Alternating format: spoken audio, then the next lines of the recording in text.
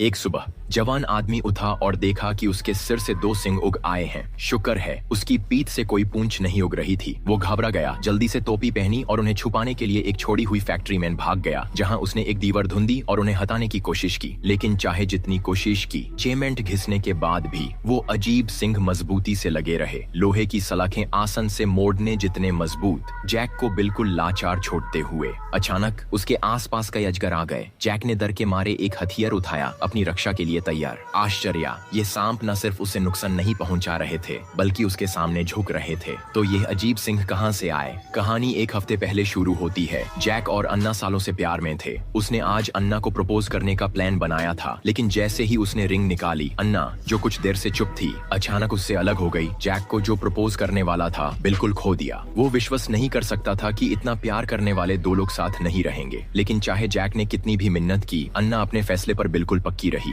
गुस्से में जैक ने उस पर किसी और से प्यार करने का इल्जाम लगाया और जानने की जिद की। सिर्फ अन्ना की मजबूत पीठ देखने को मिली जब वो चली गई।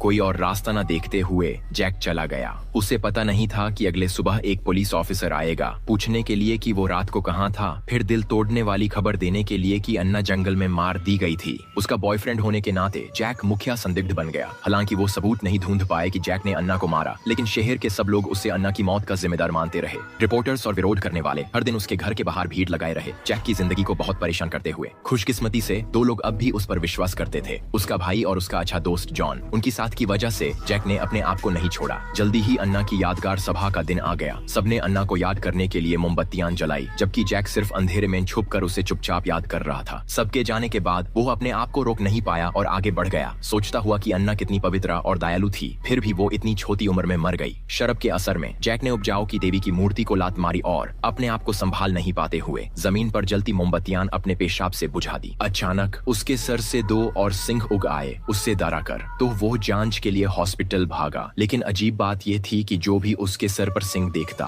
वो अपने असली विचार बोलने लगता। एक जवान महिला अचानक उठकर एक बुजुर्ग औरत से झगड़ा करने लगी। हॉस्पिटल में जैक ने जल्दी से मध्यस्थता की, फिर उस जवान महिला की यादें उसके दिमाग में चमकने लगी। इस समय तक जैक को अब तक ये नहीं पता था कि उसने शैतानी शक्तियां प्राप्त कर ली हैं। जो नर्स उसका परीक्षण कर रही थी, वो भी उसके शैतानी सिंहों से मोहित हो गई। खुशकिस्मती से डॉक्टर समय पर आ गया। डॉक्टर सिंह काटने का इरादा रखता था, लेकिन ऑपरेशन अधूरा ही था जब जैक जाग गया और देखा कि आरी उसके सिंह में अटकी हुई थी।